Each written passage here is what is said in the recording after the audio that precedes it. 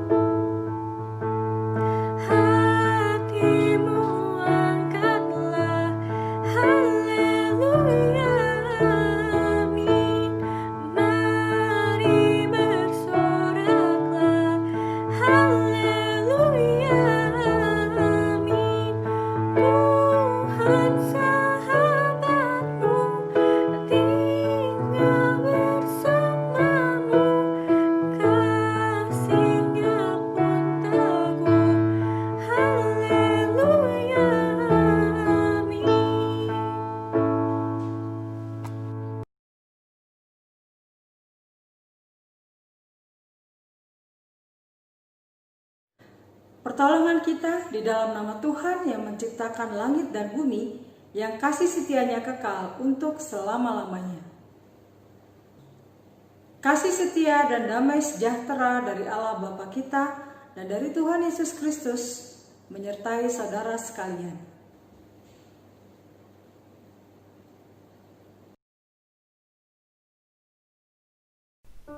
Teman-teman, dalam Yohanes 15 ayat 12 berbunyi, "Inilah perintahku, yaitu supaya kamu saling mengasihi seperti aku telah mengasihi kamu." Teman-teman, dalam ayat ini Tuhan dengan jelas memerintahkan kita agar kita saling mengasihi satu sama lain, karena Tuhan telah lebih dulu mengasihi kita. Ketika kita mengasihi orang lain, hal itu sama saja seperti kita mengasihi Tuhan Yesus Kristus itu sendiri. Nah, teman-teman, cobalah kita lihat hati kita masing-masing. Apakah kita sudah mengasihi sesama kita dan juga telah mengasihi Kristus? Jika mungkin belum, marilah kita sama-sama selidiki hati kita. Seperti lagu yang akan kita nyanyikan bersama, Tetap Setia.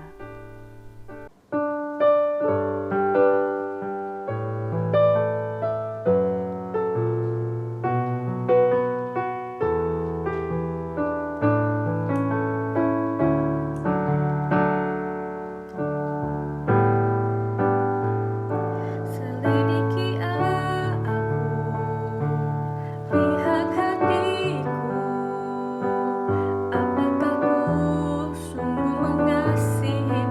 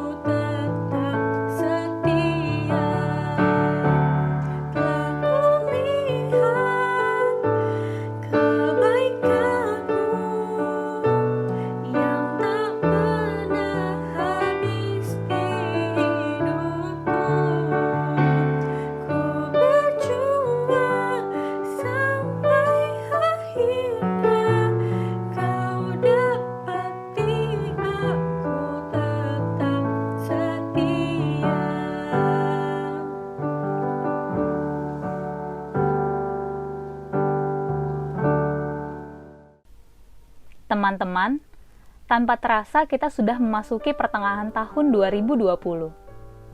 Waktu rasanya cepat berlalu ya.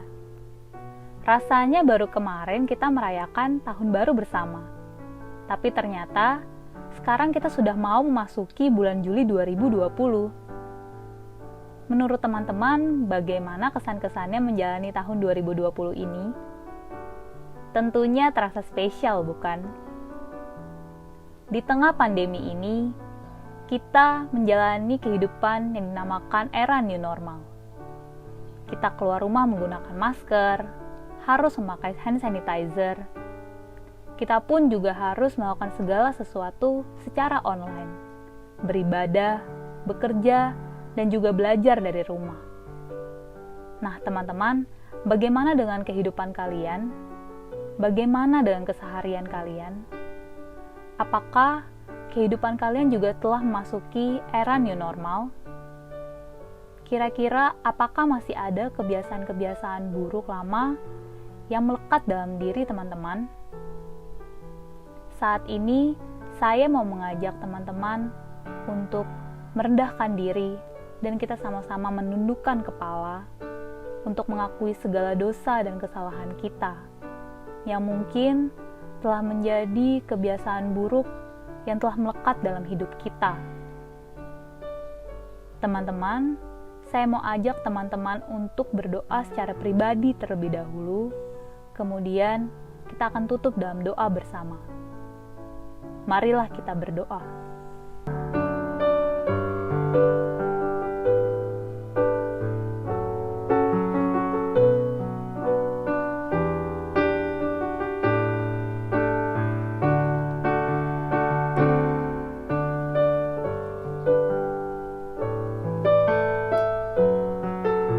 Ya Bapa, ya Tuhan Yesus Kristus, kami menghadap Engkau ya Tuhan, mengakui segala dosa dan kesalahan kami ya Tuhan. Ya Tuhan, kami tahu bahwa Engkau adalah Maha Pengampun dan juga Engkau tahu apapun yang terjadi dalam hidup kami. Ya Bapa, kami mungkin seringkali menyakiti hati Engkau. Kami mungkin masih terikat dengan dosa-dosa lama kami. Kami mungkin masih terbelenggu dengan kesalahan-kesalahan dan juga kebiasaan-kebiasaan buruk lama kami. Kami di sini membawa hati dan hidup kami agar Engkau dapat mengubahkan hati kami. Kami rindu ya Tuhan, Engkau mengubahkan hati kami. Ya Tuhan, ampuni ya Tuhan setiap dosa dan kesalahan kami, agar kami pun layak di hadapan Engkau. Terima kasih ya Tuhan. Inilah doa kami. Haleluya. Amin. Setelah mengakui dosa kita di hadapan Tuhan, marilah kita saling memaafkan satu sama lain dengan memberikan salam damai kepada orang-orang di sekitar kita. Berhubung ini adalah ibadah online, jadi marilah kita memberikan salam damai kepada anggota keluarga kita ataupun orang-orang yang saat ini sedang berada di sekitar kita. Salam damai teman-teman.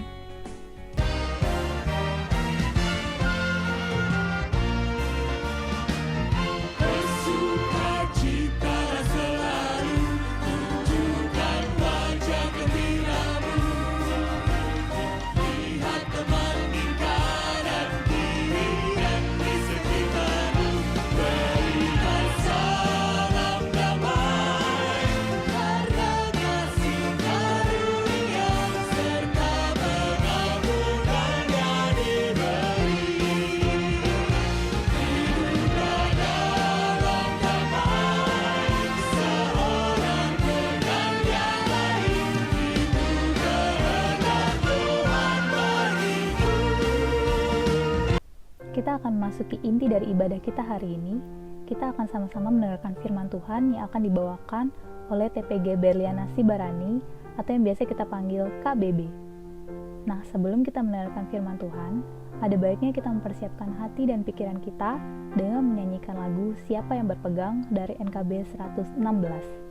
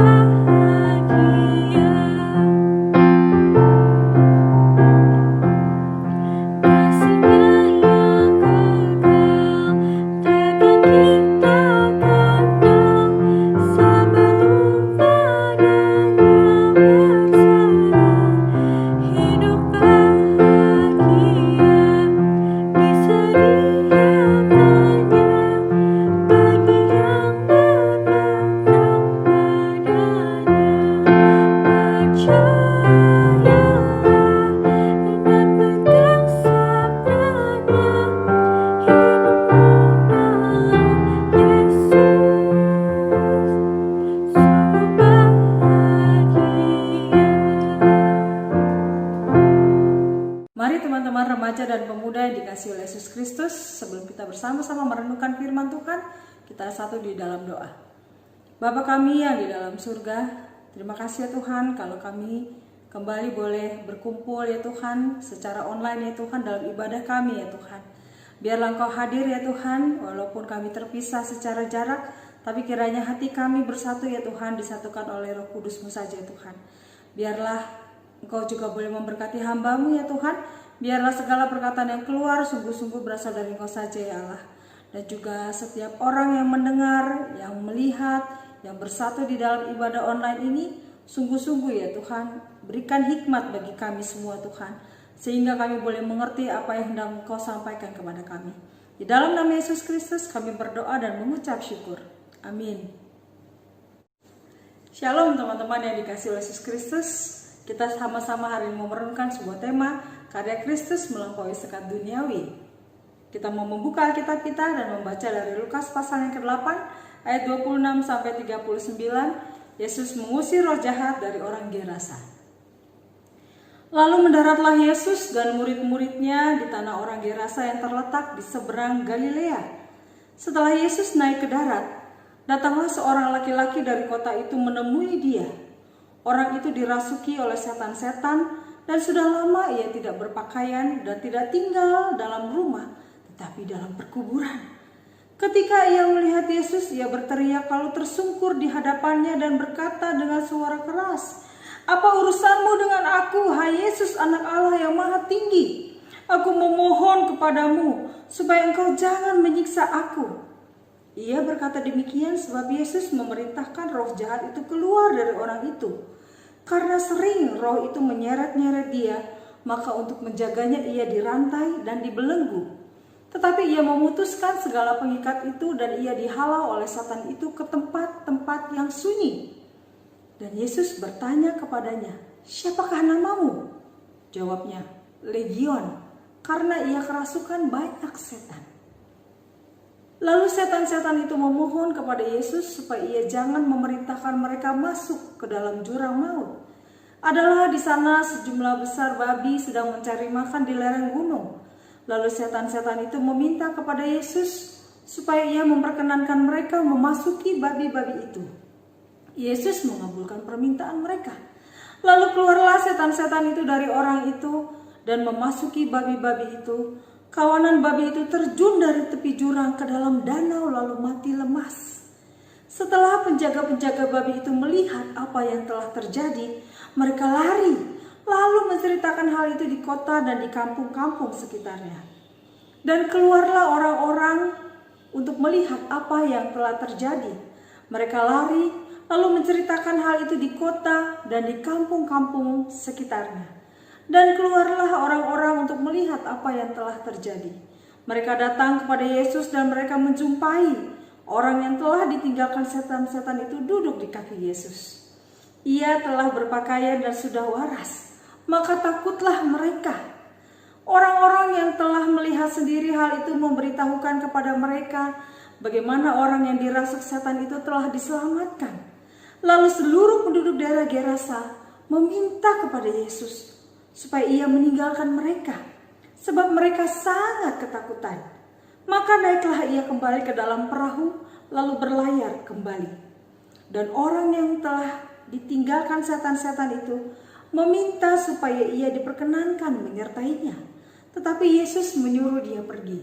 Katanya, "Pulanglah ke rumahmu dan ceritakanlah segala sesuatu yang telah diperbuat Allah atasmu."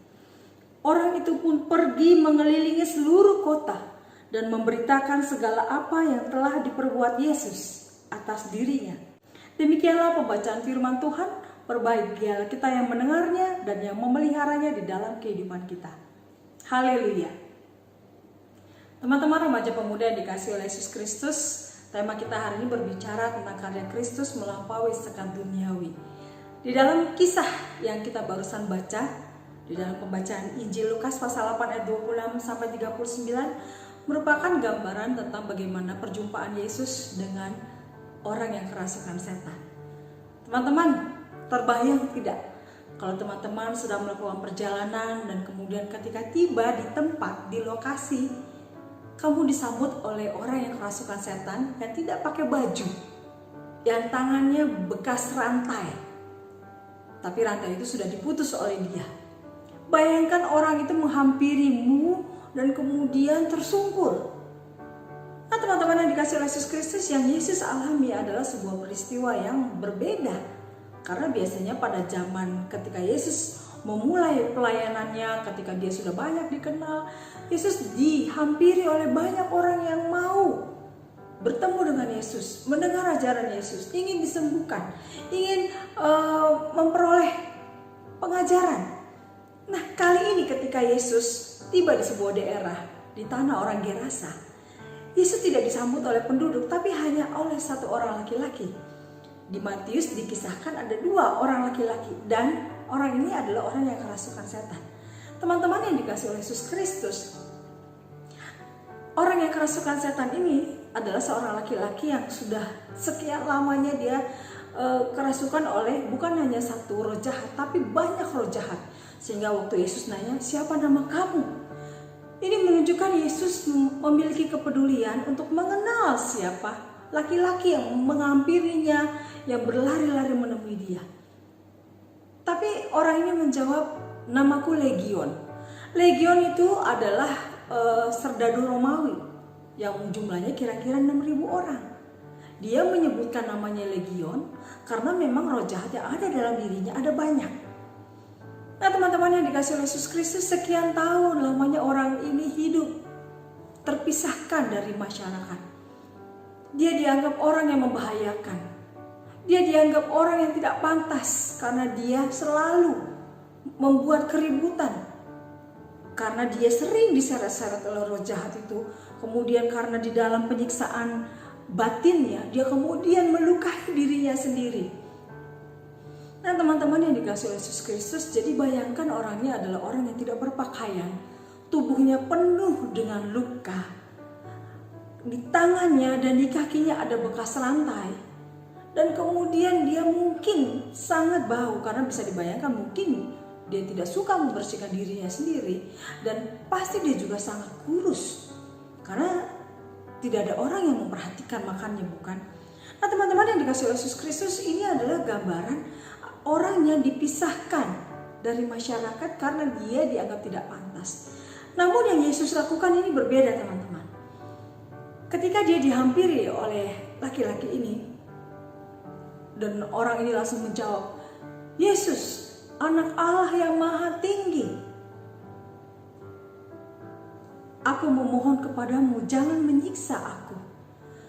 Nah teman-teman yang dikasih oleh Yesus Kristus, ketika orang ini berkata jangan menyiksa aku, ini merupakan gambaran betapa dia sebenarnya di dalam dirinya itu dia sangat tersiksa. Mungkin juga dia tersiksa, terpisah dari orang-orang yang dia cintai, keluarganya, teman-temannya.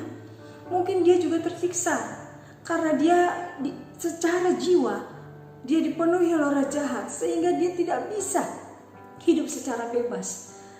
Secara fisik dia tidak dirantai, tapi secara psikis dia dirantai, dia dibelenggu.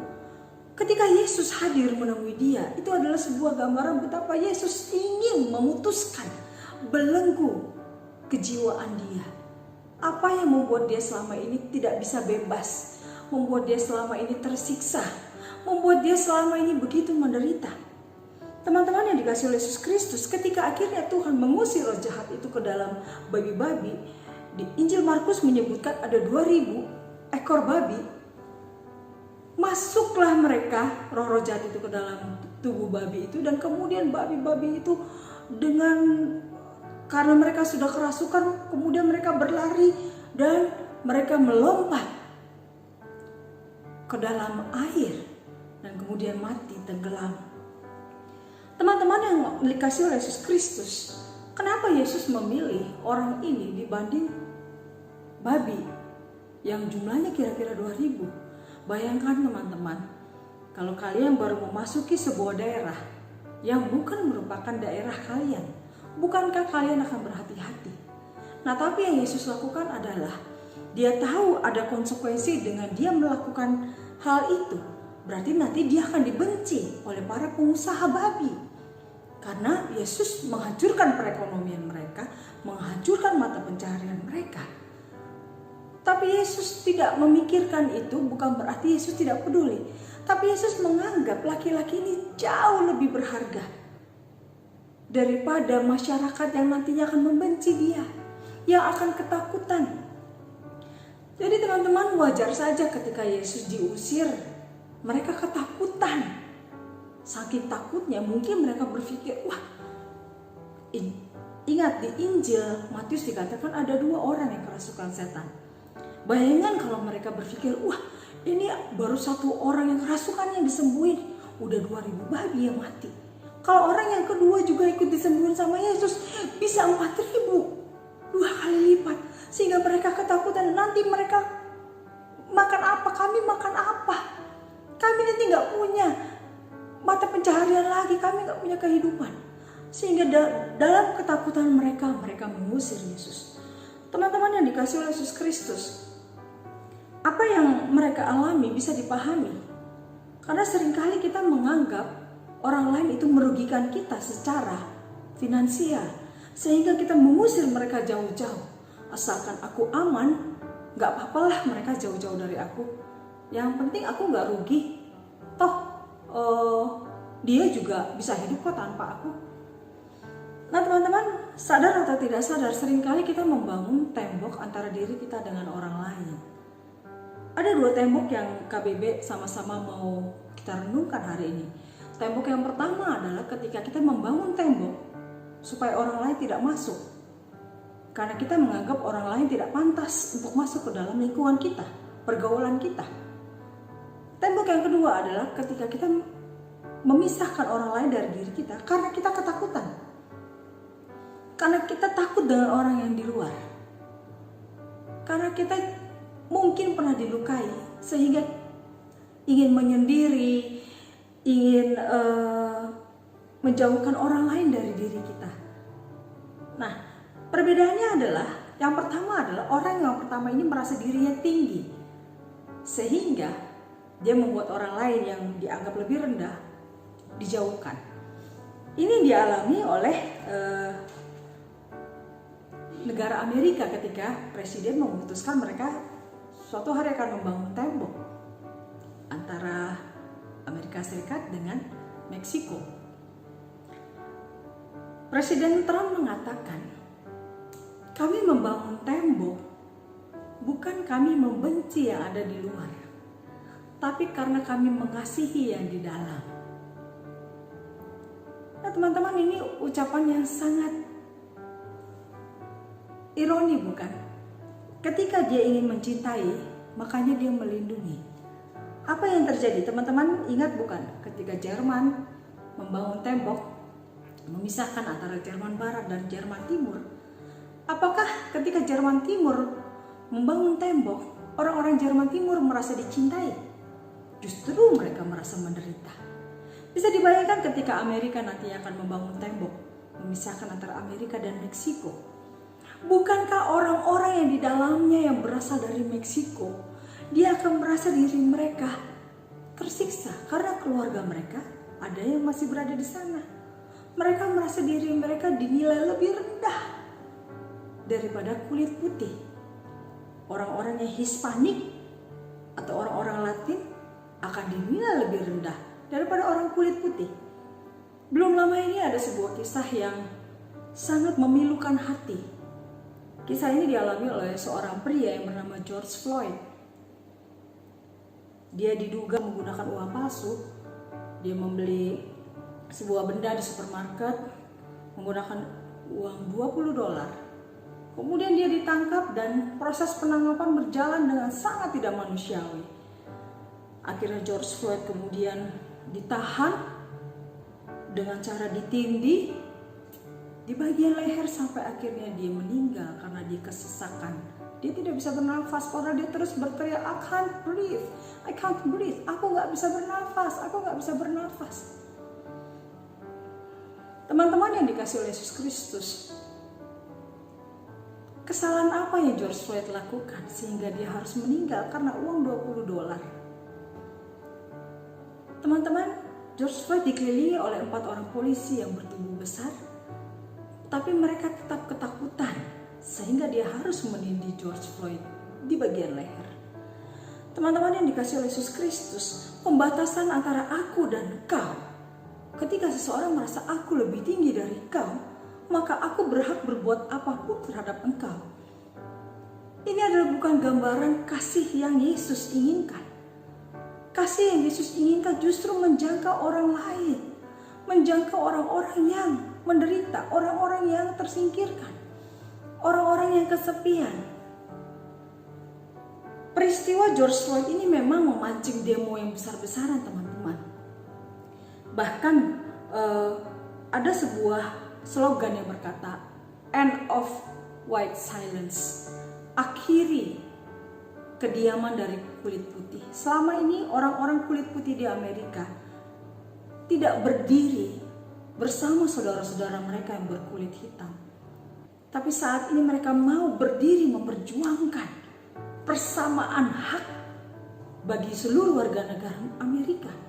Nah teman-teman, persamaan hak ini adalah sebuah gambaran betapa dunia itu membutuhkan kasih tanpa pilih-pilih. Kasihilah seseorang bukan karena dia engkau anggap pantas, tapi kasihilah dia karena Yesus mengasihi dia, sama seperti Yesus juga mengasihi kita.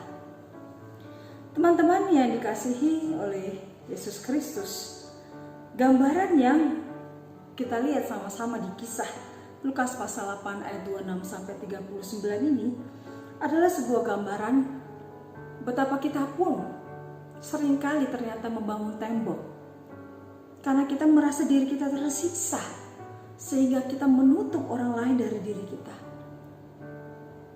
Saat ini saya mau mengajak teman-teman sekalian, bukalah hatimu, bukalah tanganmu ketika Yesus mendatangimu.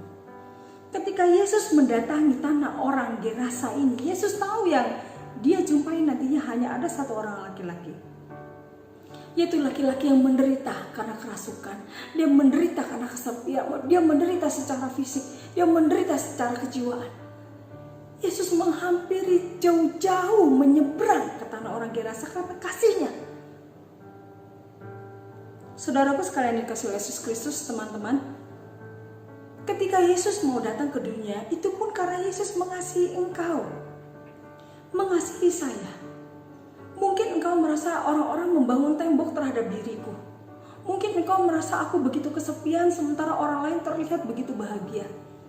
Sehingga kita membangun tembok karena kita tidak mau lagi dilukai.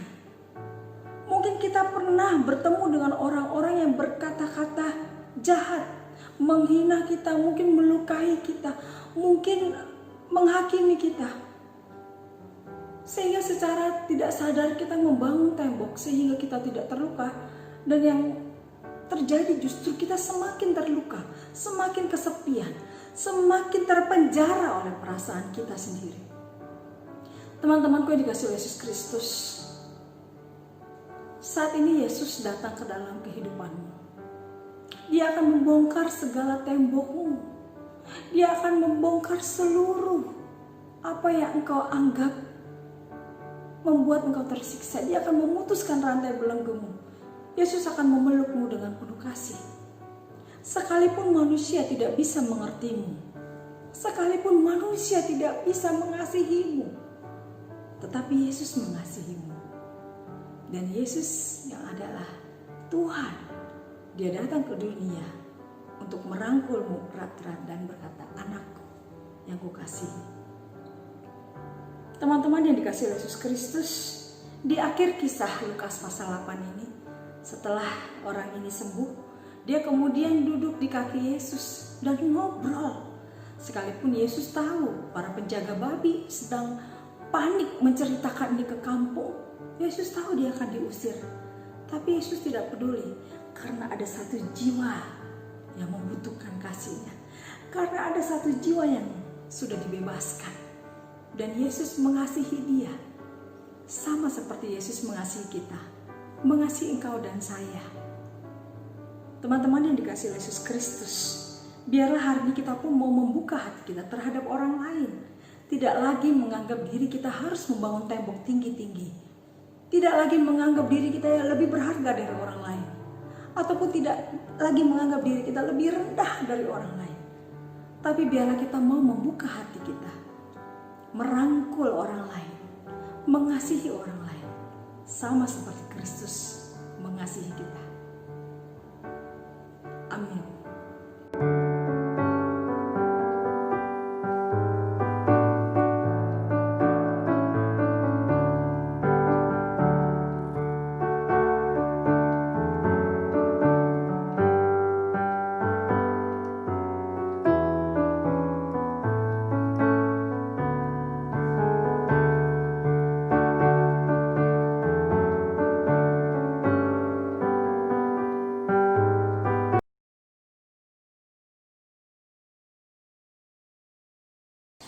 Marilah kita bersama dengan umat Allah di masa lalu, masa kini, dan masa depan mengingat janji baptisan kita dengan mengikrarkan pengakuan iman rasuli.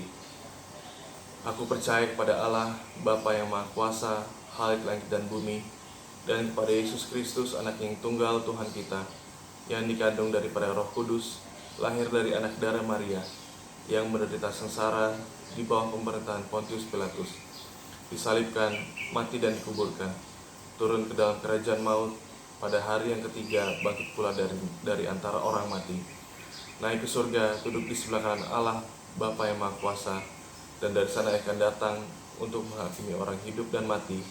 Aku percaya kepada Roh Kudus, gereja yang kudus dan am, persekutuan orang kudus, pengampunan dosa, kebangkitan orang mati, dan hidup yang kekal. Amin. Mari teman-teman, kita satu di dalam doa syafaat kita. Tuhan Allah Bapa kami yang kami kenal dan yang kami sembah, di dalam nama Yesus Kristus, kami sungguh mengucap syukur ya Tuhan, kami bersama-sama mau merenungkan tentang karya-Mu ya Tuhan yang melampaui segala sekat duniawi yang ada. Tuhan, mampukan kami untuk memiliki kerendahan hati ya Tuhan, sehingga tidak memandang diri kami lebih tinggi daripada orang lain. Mampukan kami juga ya Tuhan memiliki hati seperti Engkau ya Tuhan, yang memandang semua orang dengan penuh kasih, seperti Engkau mengasihi orang yang ada di Gerasa ya Tuhan. Ampunilah Tuhan kalau kami mungkin pernah menyakiti orang, pernah membangun tembok, memisahkan orang lain dari diri kami ya Tuhan. Kami mau ya Tuhan menjadi anak Tuhan yang membuka hati kami kepada orang-orang yang di sekitar kami, sehingga kasih Kristus boleh semakin disebar ya Tuhan. Kami juga berdoa ya Tuhan bagi anak-anak-Mu ya Tuhan, kiranya sebagai pemuda dan remaja ya Tuhan, dimanapun Engkau menempatkan mereka ya Tuhan, baik di sekolah, di kampus, di pekerjaan, di pergaulan, di dalam setiap relasi keluarga mereka ya Tuhan. Berkatilah mereka boleh menjadi terang-Mu ya Tuhan, di dalam perkataan, pikiran, dan perbuatan ya Tuhan. Mampukan kami Tuhan juga untuk boleh melewati saat-saat ini Tuhan, di mana virus corona Tuhan masih berada di tengah-tengah kami. Berikan kami hikmat, berikan kami disiplin ya Tuhan, sehingga kami boleh menjaga diri kami, menjaga orang lain ya Tuhan, sehingga penularan dari virus corona ini boleh semakin berkurang ya Tuhan. Kami berdoa untuk pemerintah kami ya Tuhan, dan setiap lembaga, setiap orang yang terlibat di dalamnya, setiap tenaga medis. Berkatilah Engkau mampukan mereka ya Tuhan, untuk boleh menjaga bangsa kami ya Tuhan. Kami berdoa kiranya untuk stabilitas ekonomi ya Tuhan, stabilitas keamanan negara kami ya Tuhan. Biarlah semuanya boleh berjalan dengan baik. Kami mau berdoa ya Tuhan untuk kondisi new normal yang kami hadapi ya Tuhan. Biarlah kami mau bersama-sama ya Tuhan beradaptasi. Kami juga berdoa ya Tuhan untuk gereja kami ya Tuhan. Berikan anak-anak-Mu hikmat di dalam pelayanan. Persatukan kami Tuhan, baik pendeta kami, majelis kami, setiap pengurus komisi, koster, karyawan ya Tuhan. Biar kami mau bersatu ya Tuhan, memuliakan Tuhan di dalam setiap pelayanan yang Tuhan percayakan. Terima kasih ya Tuhan, inilah doa kami ya Tuhan. Sempurnakanlah ya Tuhan dengan doa yang Kau ajarkan kepada kami.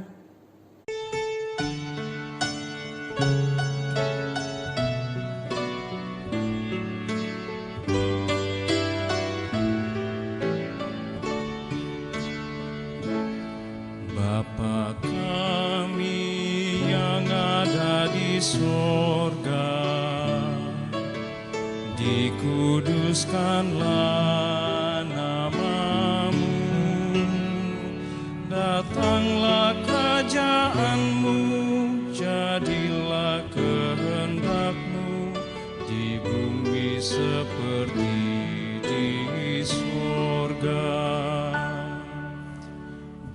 kami hari ini makanan yang secukupnya.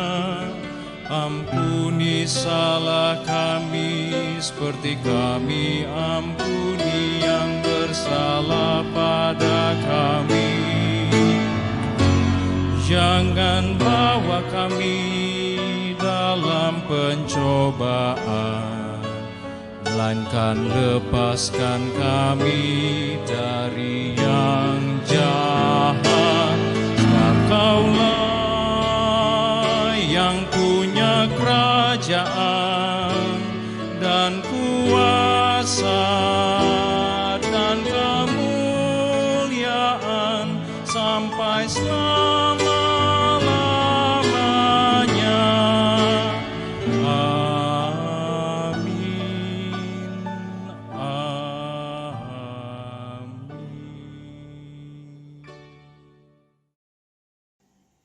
Tiba saatnya kita menyatakan syukur kita melalui persembahan yang kita berikan. Nas persembahan pada minggu ini diambil dari Esra 2 ayat 68-69. Sebab jika kamu rela untuk memberi, maka pemberianmu akan diterima. Kalau pemberianmu itu berdasarkan apa yang ada padamu, bukan berdasarkan apa yang tidak ada padamu.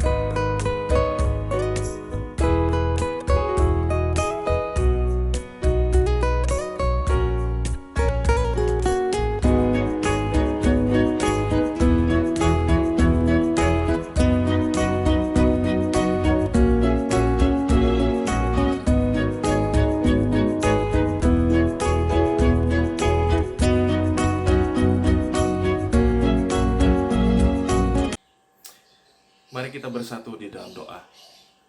Mengucap syukur untuk pagi hari ini kami boleh berkumpul di dalam kebaktian remaja dan pemuda. Dan pada saat ini Tuhan, kami berterima kasih untuk kesempatan yang boleh diberikan dalam memberikan persembahan. Kiranya Tuhan yang boleh melihat tangan-tangan yang sudah boleh memberi dan tangan-tangan yang juga akan mengolah ini, Tuhan. Kiranya Engkau berkati kami untuk uang ini boleh memperluas dan memuliakan nama-Mu. Berterima kasih untuk semuanya. Kami serahkan persembahan ini, waktu ini Tuhan, ke dalam tangan-Mu. Di dalam nama Tuhan Yesus kami telah berdoa dan mengucap syukur. Amin. Terima kasih kepada KBB atas khotbahnya dan Pak Penatua Jonas atas pengantar persembahannya. Nah teman-teman, tadi kita telah mendengarkan firman Tuhan yang dibawakan oleh KBB mengenai kasih. Teman-teman, sebagai anak Kristus, kita mau di sini belajar bahwa tidak ada sekat batas dalam menyatakan kasih kepada sesama. Bukan suku atau ras, dan bukan pula agama atau kepercayaan. Oleh karena itu, kita harus saling mengasihi dan saling mengampuni, seperti lagu yang akan kita nyanyikan bersama, Kasih Pasti Lemah Lembut.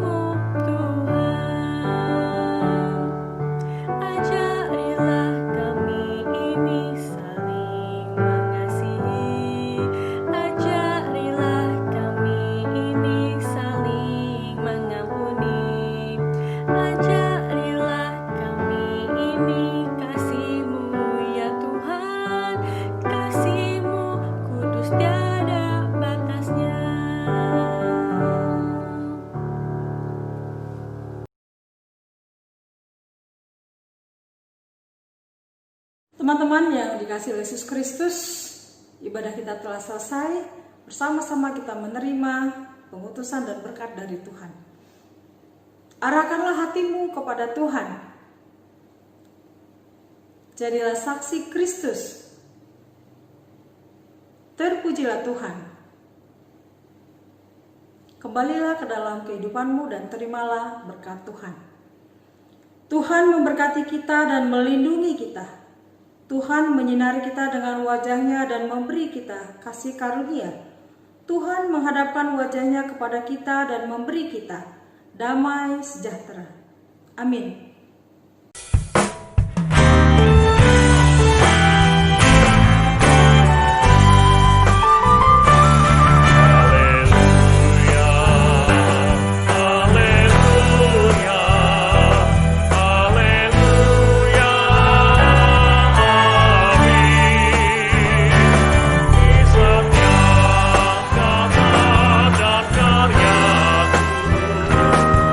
Haleluya.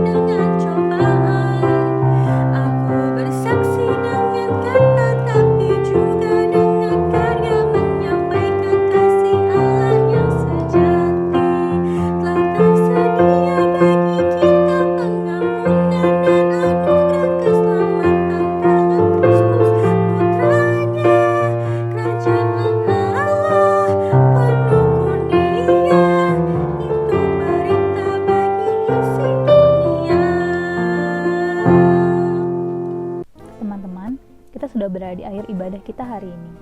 Kiranya setiap firman Tuhan yang kita dengarkan hari ini bisa menjadi berkat bagi kita semua, dan juga dapat kita terapkan di kehidupan kita sehari-hari. Nah teman-teman, sampai jumpa di ibadah gabungan Komisi Remaja dan Komisi Pemuda GKI Camar minggu depan tanggal 5 Juli 2020. Sampai jumpa teman-teman. God bless you all.